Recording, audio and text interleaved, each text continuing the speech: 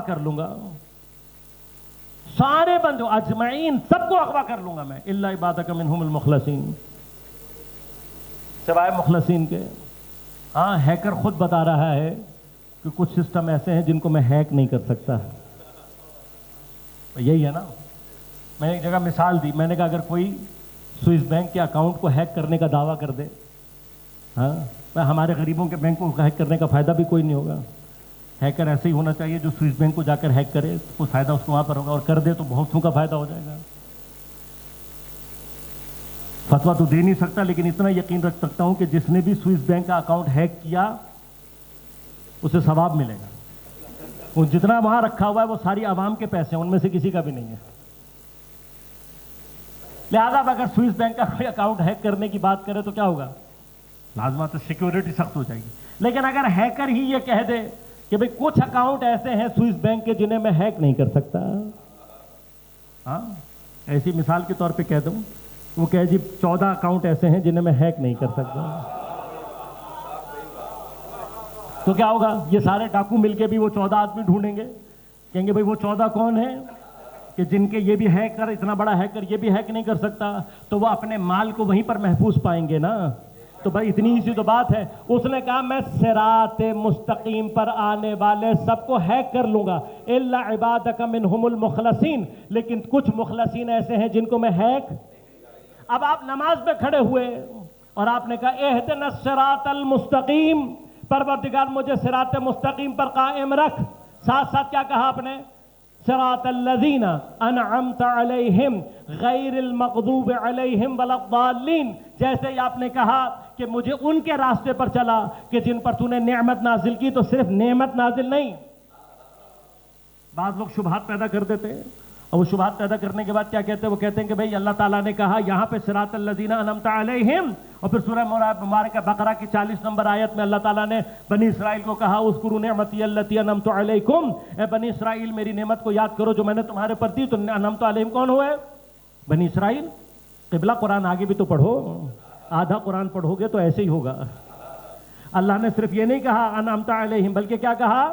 ساتھ ساتھ کہا غیر المغضوب علیہم ولا الضالین، صرف وہ نہ ہو جن پر اللہ نے نعمت نازل کی ہے، نعمت کے نازل ہونے کے بعد وہ کوئی ایسی حرکت نہ کریں کہ مغضوب قرار پائیں اور گمراہوں میں سے ہو جائیں۔ تو بنی اسرائیل کا راستہ اس وقت صراط کہلائے گا کہ اگر وہ گمراہ نہ ہوئے ہوں، تو اگر تلاش کرنے ہیں تو بنی اسرائیل سے بھی پوچھو کہ کون ہے۔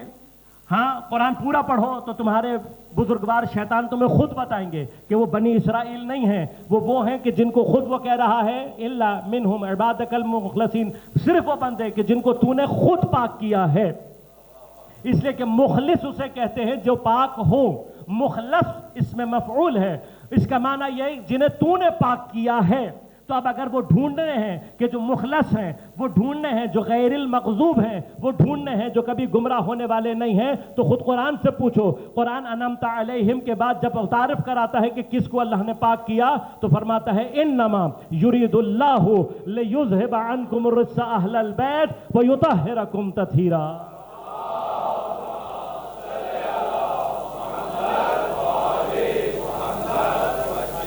لہذا اب اگر انعمت علیہم کی منزل پر آنا ہے کہ کون ہیں، تو وہ تلاش کرو جنہیں شیطان بھی نہ بہکا سکے۔ تو اب اتنی عقل تو استعمال کرو نا، جو ممبر پر بیٹھ کر یہ کہہ رہا ہو کہ اگر مجھے شیطان بھٹکا دے تو مجھے پکڑ کر راستے پر لے آنا، وہ اور ہوتا ہے۔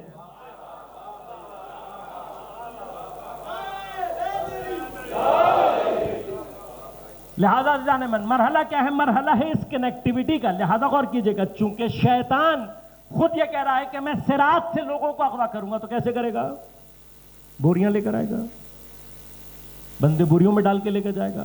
خیر اب تو ماڈرن زمانہ آ کے اب بوریاں نہیں آتی، اب ڈالے آتے ہیں، ڈالوں میں ڈال کے لوگوں کو اغوا کر لیا جاتا ہے۔ تو کیا کرے گا؟ ڈالے لائے گا، بوری لائے گا، کیا لائے گا؟ پہلے تو یہ دیکھو کہ اغوا کیا کرے گا۔ بندے تو اغوا نہیں کرنے اس نے، کیا اغوا کرتا ہے؟ شیطان اغوا کرتا ہے انسان کی توجہات کو۔ آپ نماز میں سے اللہ کی طرف سے توجہ ہٹا دیں، پھر جتنے مرضی سرجے کر لیں، شیطان کو کیا ٹینشن ہے؟ اصل ٹینشن کس بات کی ہے؟ اسی توجہ کی۔ لہذا غور کیجئے گا، یہ جو نماز ہے اس کا اصل فلسفہ کیا ہے؟ میرا بندہ جانتا ہے خدا کہ یہ ہر وقت میری طرف متوجہ نہیں رہ سکتا، لہذا وہ چاہتا ہے کہ دن میں 5 مرتبہ 5 منٹ کے لیے میں تکبیرۃ الاحرام پڑھ کر اپنی تمام تر توجہ خدا کی طرف لے جاؤں. فلسفہ کیا نماز کا یہ. لہذا اللہ نے 5 منٹ سے زیادہ نہیں رکھی, ہماری حیثیت اتنی تھی, ہم اس سے زیادہ برداشت بھی نہیں کر سکتے. 5 منٹ کی ایک نماز ہے. اس 5 منٹ کی نماز کا فلسفہ کیا ہے؟ تکبیرۃ الاحرام کو تکبیرۃ الاحرام کیوں کہتے ہیں؟ اس لیے کہ احرام کا مطلب وہ چیز جو حرام کر دے, جو حرام کر دے. بس جیسے ہی تکبیرۃ الاحرام کی نیت سے اللہ اکبر کہا جاتا ہے, یہ تکبیر اعلان ہوتا ہے, پروردگار میں نے اپنے اوپر سے ساری دنیا کو حرام کر دیا, اب میرے کان صرف تجھے سنیں گے, اب میری آنکھ صرف تجھے دیکھے گی, اب میں پورے کا میری ساری کی ساری توجہ پروردگار تیری جانب ہے. یہ توجہ اگر انسان کی ہو جائے پروردگار کی جانب, اسی کا نام صراط ہے. لہذا شیطان اپنی پوری قوت کے ساتھ, لہذا دیکھیں روزے میں اتنا نہیں آئے گا سامنے آپ کے, زکوٰۃ میں نہیں آئے گا, کسی اور عبادت میں نہیں آتا. سب سے زیادہ جو شیطان کو حس کیا جا سکتا ہے وہ کہاں ہے؟ نماز. یہاں آپ نے تکبیرۃ الاحرام کہی, وہاں شیطان مجبور ہے, اللہ کی عزت کی قسم کھائی ہے اس نے. یہی وہ جگہ ہے جہاں پر وہ نہیں جانے دیتا بندے کو, لہذا اپنی تمام تر قوت کے ساتھ آ جاتا ہے. اور جب تک, اب میرے جیسے گناہگاروں کا حال ہے, یہاں پہ اللہ اکبر کہا اور وہاں شیطان کی کھڑکی کھلی, ہر بھولی بھی چیز یاد آئے گی, ہر خیال اور اتنی قوت کے ساتھ آئے گا کہ آپ سوچیں گے کہ بس مشکل لگتا ہے نا. اب غور کرنا, اب نماز میں کنسنٹریشن بڑھانی ہے, نماز کے باہر کنسنٹریشن بڑھانا شروع کر دو. جتنا نماز سے پہلے کام خدا کے لیے کیا ہوگا, توجہ خدا کی طرف ہوگی, اتنی نماز کے اندر خود بخود توجہ خدا کی طرف مضبوط ہو جائے گی. اب یہ نماز بنیادی طور پر کیا ہے؟ غور کیجیے گا, یہ نماز بنیادی طور پر کنیکٹیوٹی کا بوسٹر ہے. اللہ تعالیٰ عام وقت میں ہم سے اتنی کنیکٹیوٹی نہیں چاہتا, لیکن نماز میں کیا چاہتا ہے؟ بوسٹ چاہتا ہے کہ تم کنیکٹیوٹی پیدا کرو. جیسے ہی تم کنیکٹیوٹی پیدا کرو گے, جب انسان تمام چیزوں سے اپنے آپ کو منقطع کرتا ہے تو خدا کے ساتھ اس کی کنیکٹیوٹی خود بخود بڑھنا شروع ہو جاتی ہے. اب جتنی یہ کنیکٹیوٹی بڑھے گی, اس کنیکٹیوٹی کو بڑھانے کے لیے ضروری کیا ہے؟ باقی ساری اپلیکیشنیں بند کرنا شروع کر دو. جتنی وہاں سے اپلیکیشنیں بند کی, اتنی خدا کے ساتھ کنیکٹیوٹی آٹومیٹیکلی مضبوط ہوتی چلی جائے گی. بس جتنی دنیا سے ڈسکنیکٹیوٹی بڑھے گی, خدا کے ساتھ کنیکٹیوٹی آٹومیٹیکلی بڑھنا. خوب اس کے کمال کا مرحلہ کیا ہے؟ اس کے کمال کا مرحلہ وہ ہے کہ جو حضرت امیر مناجات شعبانیہ میں ارشاد فرماتے ہیں, الہی حبلی کمال الانقطاع الیک, پروردگار مجھے اپنی جانب کمال انقطاع عطا فرما. اب یہ کمال انقطاع حاصل کیسے ہوتا ہے؟ مرحلہ کیا ہے؟ غور کیجئے گا. جیسے ہی انسان انقطاع کے مرحلے پر آگے بڑھتا ہے تو جتنا یہاں سے ڈسکنیکٹ ہوتا چلا جاتا ہے, وہاں کنیکٹ ہوتا چلا جاتا ہے. نماز کے اندر یہ کنیکٹیوٹی اپنے عروج پر پہنچ جاتی ہے. لہذا جب عروج پر پہنچتی ہے تو کیا ہوتا ہے؟ ایک مرحلہ وہ آتا ہے کہ جہاں پر انسان کا قلب کنیکٹ ہوتا ہے, دوسرے مرحلے پر اس کی عقل کنیکٹ ہوتی ہے, تیسرے مرحلے پر حتیٰ اس کی حس بھی خدا کے ساتھ کنیکٹیوٹی پیدا کر لیتی ہے. اب جب حس خدا سے کنیکٹیوٹی پیدا کرتی ہے تو عالم مادہ سے اس کی ڈسکنیکٹیوٹی پیدا ہو جاتی ہے. اب جیسے ہی مادے سے ڈسکنیکٹیوٹی پیدا ہوگی تو کیا ہوگا؟ اب میں تھوڑا سا ذرا ڈاکٹروں کو زحمت دے لوں. ڈاکٹروں نے علاج کرنا ہوتا تو کیا کرتے ہیں؟ ایک ڈسکنیکٹیوٹی ایجاد کرتے ہیں. کہتے ہیں بھائی یہ بندہ آپریشن کرنا ہے, اس کو تکلیف بہت ہوگی, تو آپ کا جو ٹرینکلائزر آپ کو دیا جاتا ہے یا اینستھیزیا جو دیا جاتا ہے, اینستھیزیا بیسیکلی کیا کرتا ہے؟ آپ کے برین اور باڈی کے درمیان آپ کی کنیکٹیوٹی کو ختم کر دیتا ہے. اب جیسے ہی یہ کنیکٹیوٹی ختم ہوئی تو کیا ہوا؟ آپ کو سارے کے سارے سینسز ختم ہو جائیں گے. ابھی بعض اینستھیزیا ہوتا ہے جو فل باڈی پورے اس کو دیا جاتا ہے, بندہ بے ہوش ہو جاتا ہے, لیکن کچھ اینستھیزیا ہیں جو لوکل دیے جاتے ہیں. ٹانگ میں علاج کرنا ہے تو کہتے ہیں پورا مت دو, ایسا دو کہ صرف ٹانگ ڈسکنیکٹ ہو جائے. اب اگر آپ کے اینستھیزیا سے آپ کی ٹانگ ڈسکنیکٹ ہوئی ہے تو کوئی تیر مارے یا نکالے,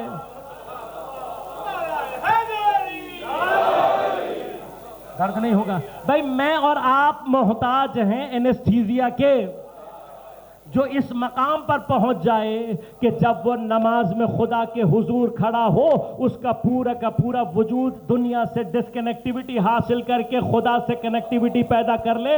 تو یہی تو کمال انقطاع کا مرحلہ ہے. یہاں انقطاع جیسے ہی کمال پر پہنچتا ہے, وہاں سے کنیکٹیوٹی کمال پر پہنچتی ہے. اب جو دنیا سے کنیکٹڈ ہی نہیں ہے, ٹانگ سے تیر نکالو, اسے محسوس. لہذا غور کیجیے گا یہ سارے کا سارا مرحلہ پروردگار کیا چاہتا ہے؟ پروردگار یہ چاہتا ہے آج کی شب ہم اپنے قلب کو کسی نہ کسی طرح سے خدا کی طرف متوجہ کریں. یہ لطف ہے پروردگار کا کہ اس نے ان شبوں کو بھی اہل بیت اطہار کے ساتھ اس طریقے سے جوڑ دیا ہے کہ ہم جیسے مردہ دل اگر اپنی اس کنیکٹیوٹی کو حاصل نہ کر سکیں کم از کم ان ذوات مقدسہ کے ذریعے سے اپنے آپ کو خدا سے کنیکٹ کر سکیں. یہ لطف اور احسان ہے. لہذا آج کی شب میں شبہ قدر میں اہل بیت اطہار کا ذکر، قرآن میں تدبر و تفکر کا مرحلہ، یہ سارے کے سارے وہ مقامات ہیں جو بنیادی طور پر قلب کو بیدار کرنے کے لیے. لہذا اسی وسیلے کو پروردگار جب ہمیں متوجہ کرتا ہے ایک مقام وہ ہے کہ جہاں پہ فرماتا ہے فَاسْأَلُوا أَهْلَ الذِّكْرِ إِن كُنتُمْ لَا تَعْلَمُونَ. اگر انسان اپنی حقیقت کی طرف متوجہ ہو جائے کہ جس کو خداوند ارشاد فرماتا ہے وَاللَّهُ أَخْرَجَكُم مِّن بُطُونِ أُمَّهَاتِكُمْ لَا تَعْلَمُونَ شَيْئًا، اللہ تمہیں تمہاری ماں کے پیٹ سے اس حالت میں نکالتا ہے لا تعلمون شیئا، تم کچھ نہیں جانتے. اب جب ہم کچھ نہیں جانتے تو خدا کیا چاہتا ہے کہ ہم جب بھی ہمارے اندر سوال پیدا ہو ان کنتم لا تعلمون، جب بھی تم لا علمی کی کیفیت اپنے اندر پیدا کرو تب خدا نے یہ نہیں کہا کہ جاؤ قرآن سے سوال کرو، جبکہ قرآن خدا فرما رہا ہے تبیانا لکل شیء ہے ولا رطب ولا یابس الا فی کتاب مبین ہے. یہ قرآن ان تمام صفات کے ساتھ، لیکن خدا کیا چاہتا ہے؟ خدا یہ چاہتا ہے کہ انسان اپنی حیثیت میں، قرآن تبیانا لکل شیء ہے لیکن اپنے اہل کے لیے ہے.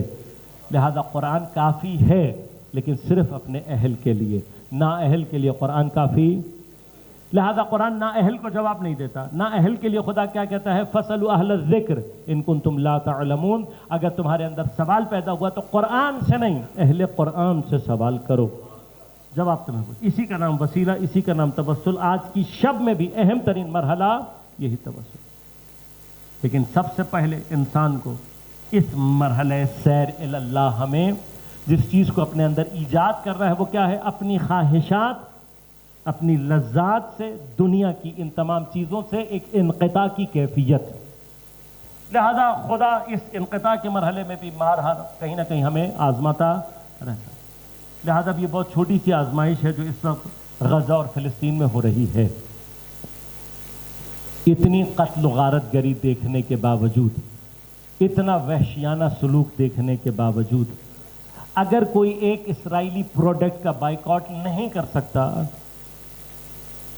مجھے بتائیے کہ جو اس قدر مسلمانوں پر اتنا بہیمانہ سلوک دیکھنے کے باوجود KFC کا برگر نہیں چھوڑ سکتا، کیا یہ واقعاً قیامت کے دن خدا کو کسی بات کا جواب دے سکے گا؟ جو اس قدر مظلوموں کا خون بہنے کے باوجود ایک سافٹ ڈرنک نہیں چھوڑ سکتا، ہے اس قابل کہ وہ اپنے زمانے کے امام کی آنکھوں میں آنکھیں ڈال کر بات کر سکے، جواب دے سکے، امام کے سامنے اپنے چہرے کو بلند کر سکے؟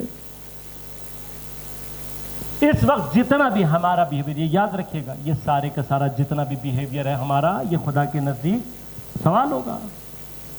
سب سے زیادہ انکم مسئولون، تم سے سوال کیا جائے گا. ایک سوال ہے بأی ذنب قتلت، کس لیے قتل کر دیے گئے؟ یہ سوال صرف اسرائیلیوں سے تو نہیں ہوگا، یہ سوال مجھ سے اور آپ سے بھی ہوگا. اس لیے کہ اگر میں اور آپ ظلم کے مقابلے پر خاموش ہیں، مجھے حیرت ہوتی ہے کہ کوئی اپنے آپ کو کربلا سے متصل سمجھے اور ظلم پر خاموش رہنے والا ہو. یہ دو باتیں جمع نہیں ہو سکتی. اسی لیے یاد رکھیے گا کہ جناب زینب سلام اللہ علیہا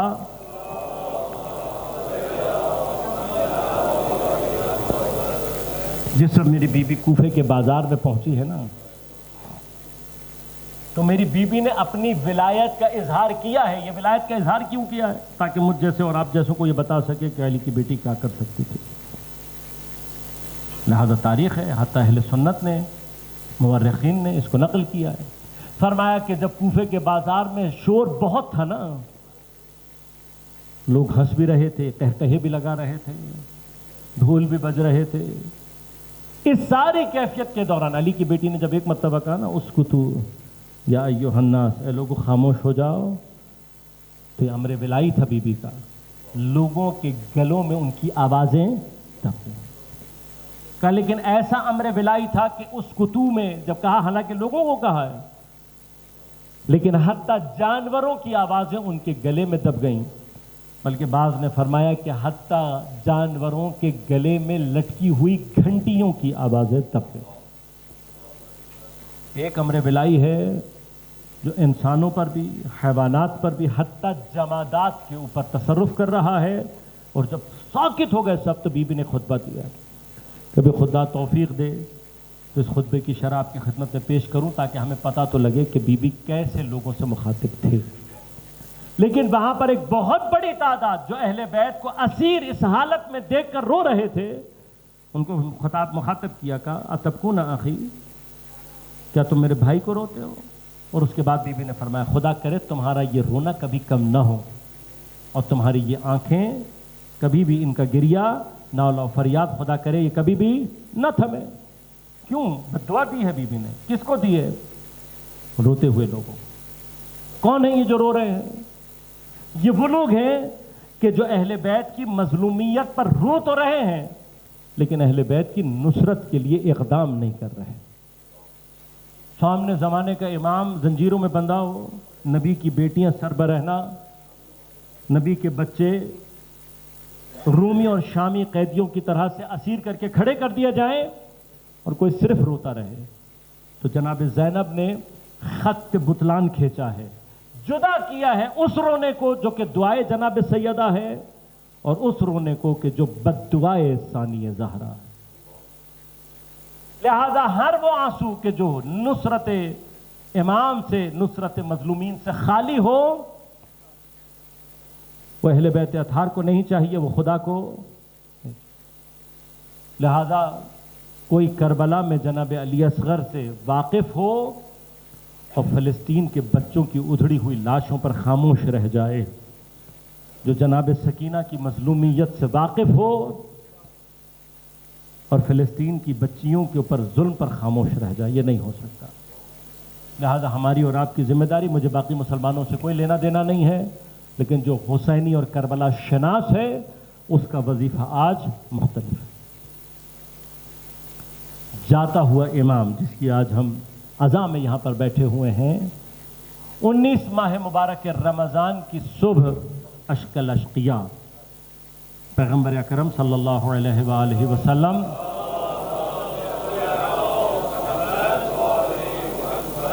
اپنے خطبہ شعبانیہ میں، کہ جس کے راوی خود حضرت امیر ہیں، حضرت نے ماہ مبارک رمضان کو بہتر طریقے سے کیسے منایا جائے، اس سے کیسے استفادہ کیا جائے، اپنے صحابہ سے ایک طویل خطاب ہے جو کیا، اور پھر اسی خطاب کے دوران جیسے ہی پیغمبر کی نگاہ حضرت امیر پر پڑھی، ایک مرتبہ پیغمبر نے گریہ شروع کیا۔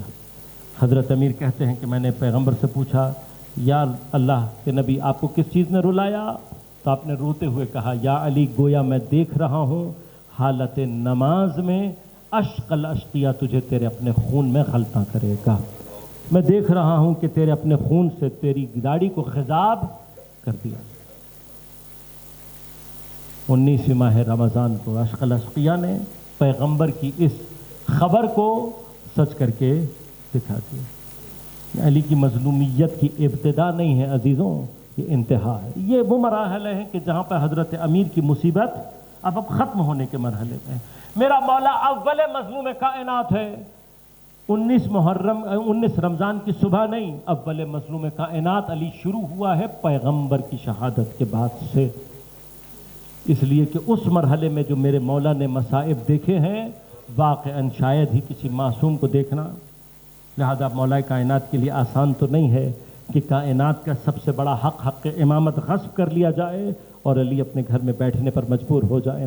اور جب اس حق کے دفاع کے لیے جناب سیدہ آگے بڑھیں تو علی جیسا شجاع یہ مصیبت دیکھ رہا ہے کہ دفاع ولایت جناب سیدہ کو در و دیوار کے درمیان اس طریقے سے کچلا گیا کہ سیدہ کا پہلو زخمی ہوا، علی کے سامنے علی کا محسن ساقط ہو کر شہید ہو رہا ہے، علی کے سامنے سیدہ کو تماچا مارا جا رہا ہے، سیدہ زمین پر گر جاتی ہیں، لیکن سیدہ کی اور حضرت امیر کی مشکل یہ ہے کہ وہ جو کائنات کا مشکل کشا ہے، ہر ٹھوکر پہ لگنے پر جو علی کو پکار لے علی اس کی مشکل کے لیے آ جاتا ہے. آج اپنی ہی سیدہ کی مشکل کے لیے آگے نہیں بڑھ سکا.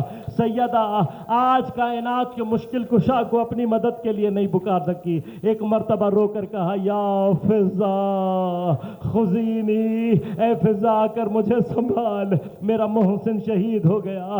بس عزادارو علی کی مشکل یہ ہے، علی کی مظلومیت کو اگر دیکھنا ہے تو تاریخ کی صفوں میں آ کر اس وقت دیکھو جب رات کی تاریکی میں سیدہ کو غسل دیتے دیتے علی دھاڑے مار مار کر رو رہے تھے. اور جب پوچھا گیا تو بس اتنا کہہ سکے ارے بڑی صابرہ تھی نبی کی بیٹی، کتنے زخم ایسے ہیں جو علی کو بتائے ہی نہیں. علی کی مظلومیت کو دیکھنا ہے. ارے کچھ قدم آگے بڑھ کر اس وقت علی کو دیکھو جب ہاتھ پر سیدہ کا جنازہ لیے کھڑے ہوئے.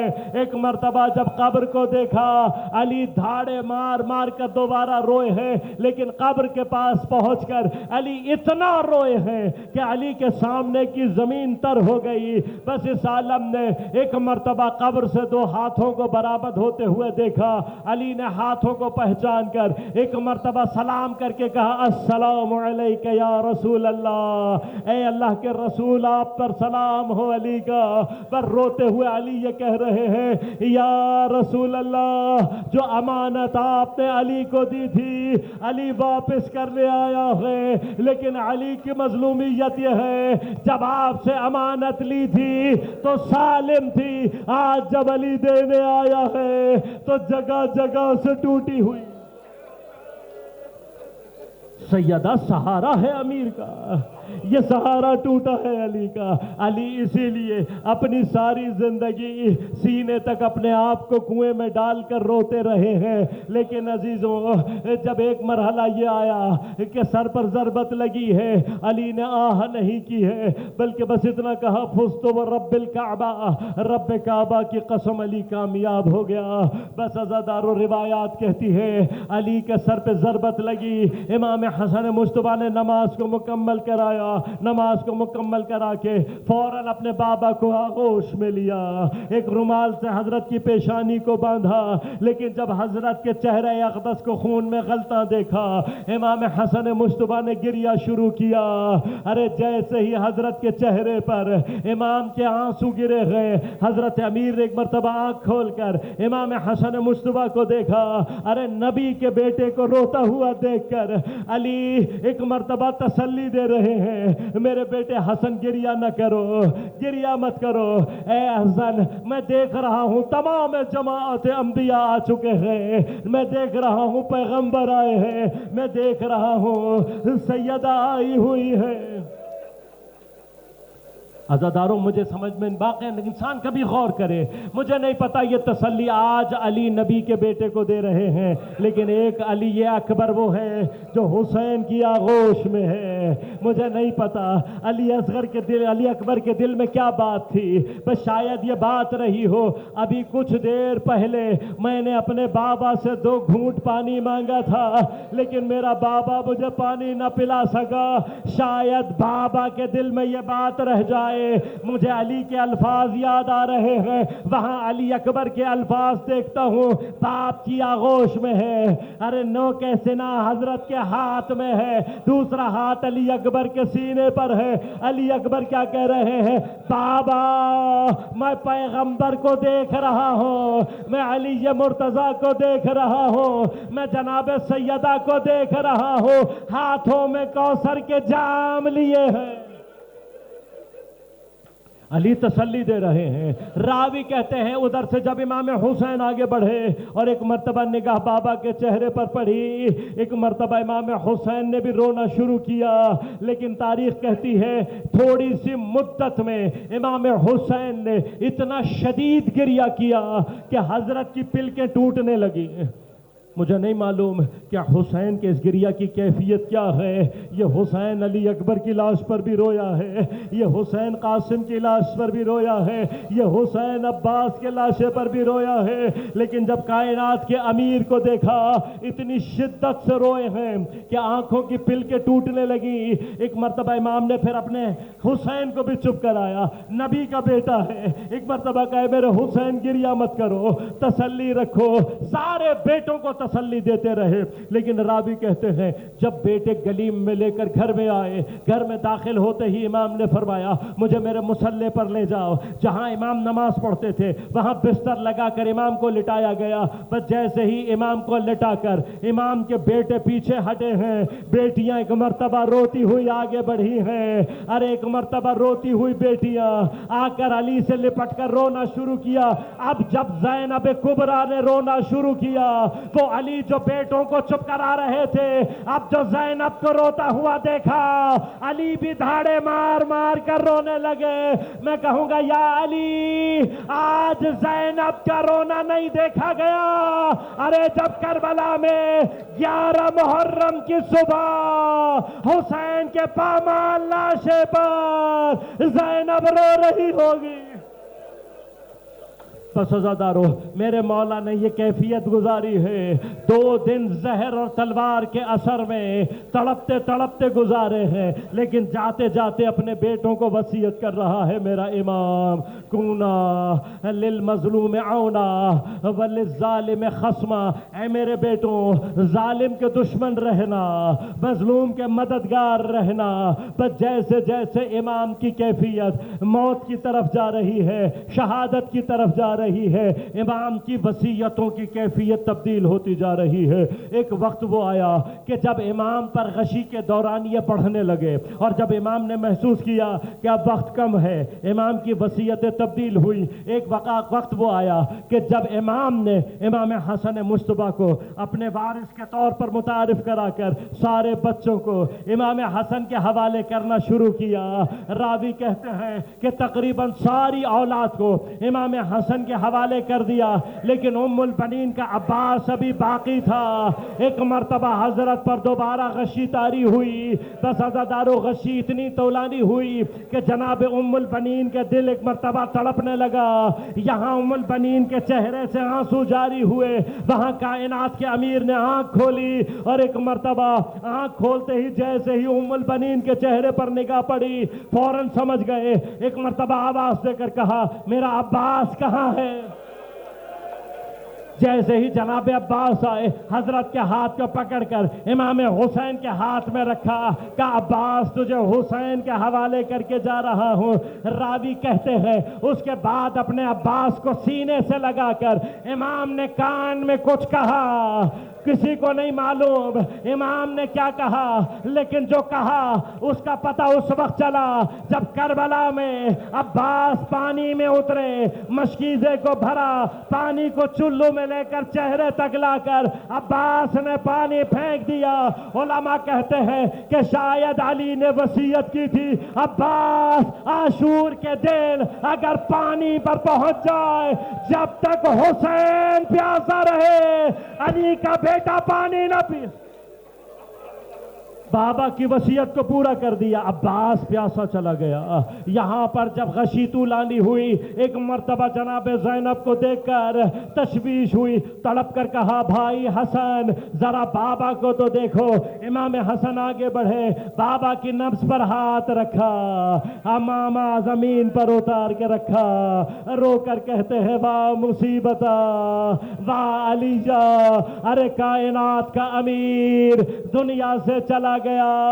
بس ایک مرتبہ کوہرام بپا ہونے کو تھا، لیکن علی کی مظلومیت یہ ہے، ارے سیدہ کے جنازے پر علی بچوں کو چپ کرا رہے تھے، آج امام حسن مجتبیٰ علی کے بچوں سے دوبارہ کہہ رہے ہیں اپنی آوازوں کو دبا کر رکھنا۔ ارے وہ جنازہ بھی رات کی تاریکی میں اٹھا، کائنات کے امیر کا جنازہ بھی رات کی تاریکی میں اٹھا ہے۔ ہیں ارے ہم شبیہ جنازہ صرف اس نیت سے اٹھاتے ہیں کہ کائنات کے امیر کا جنازہ رات کی تاریکی میں اٹھا، دفنایا گیا لیکن نشانوں کو مٹا دیا گیا۔